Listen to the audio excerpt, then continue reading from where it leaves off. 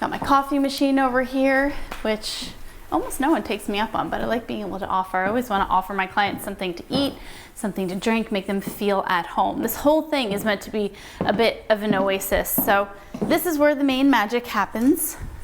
And my clients sit down on this lovely couch.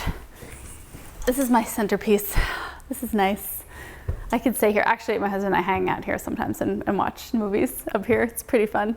This is it's pink velvet. It's really nice. I like it. Super soft, which is something you want to do when you're meeting with clients. You want to engage all their senses. So super soft, looking at the albums, and then the pages are super soft. Make them touch things, put something in their mouths, like Nespresso chocolate. Oh, and smell over here. I have my essential oils diffuser,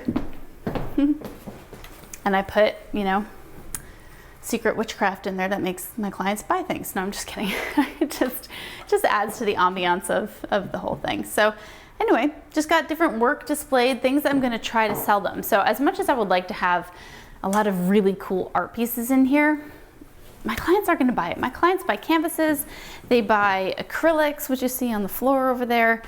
There's also a big one on the other side of the room. This is an acrylic block actually too. So they buy stuff like this, they buy albums, they buy wood pieces. So that's what I'm gonna decorate all of this with. And you know what, why don't you just sit down right there and you can see what this looks like from my point of view. So go ahead and have a seat. Hey, so tell me about your wedding. This is a typical stance, and what's nice is I get to engage with my clients on a nice comfortable level. We have music going, of course, and when I'm selling to my clients, they are watching the album on the screen here. I just have the logo, but I actually sit down with my clients and edit their entire wedding album. So it has to be a place where they're comfortable. I'm feeding them and also making it very easy for them to view their album. So this is my place. This is my little home away from home.